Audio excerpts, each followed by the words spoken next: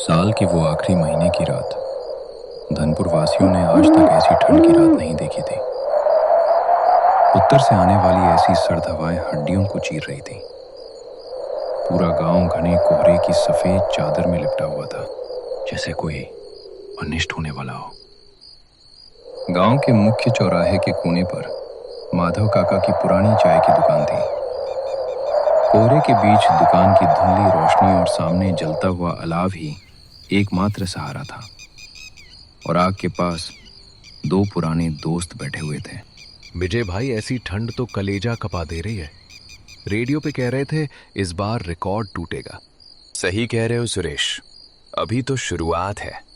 आगे आगे देखो क्या होता है। भगवान जाने गरीबों का क्या होगा। मुझे तो वो 5 साल पहले वाली सर्दी याद आ रही है, जब पैरों के पत्ते भी ठंड से झुलस गए थे। ठंड तो एक बहाना है बेटों, असली डर तो वो है जो इस कोहरे के पीछे छुपा हुआ है। इंसान प्रकृति के सामने बेबस है ही, पर अपनों के लालच के सामने और भी असहाय हो जाता है। आप क्या कहना चाहते हैं काका? क्या कोई पुरानी बात याद आ दे?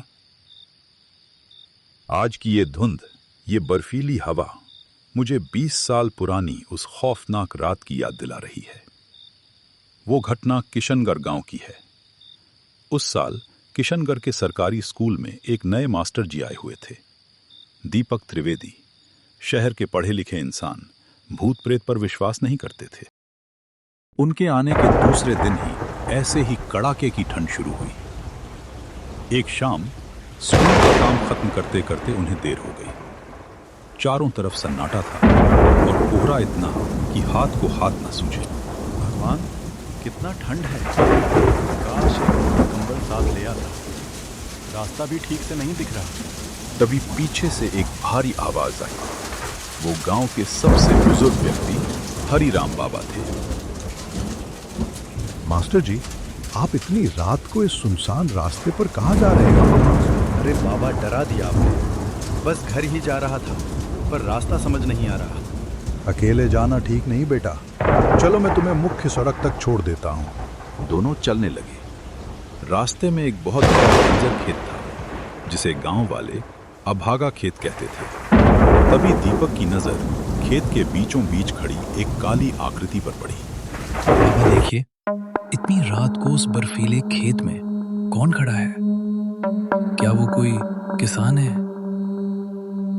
उधर मत देखो मास्टर जी, अपनी नजरें नीचे करो और तेज चलो। अगले दिन दीपक अकेले लौट रहे थे। उनके मन में जिज्ञासा थी। जैसे ही वह उस खेत के पास पहुंचे, अचानक हवा का तापमान 0 से भी नीचे गिर गया। उनका शरीर बर्फ की तरह जमने लगा।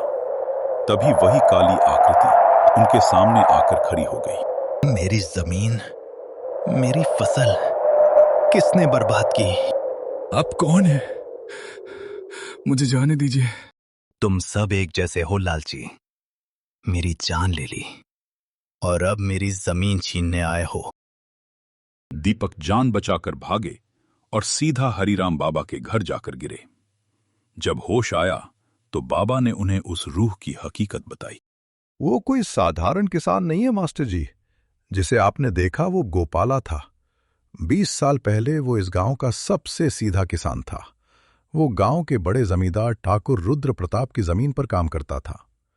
गोपाला की बेटी बहुत बीमार थी। उसे पैसों की सख्त जरूरत थी। सरकार, मेरे मेहनत की पैसे दे दीजिए।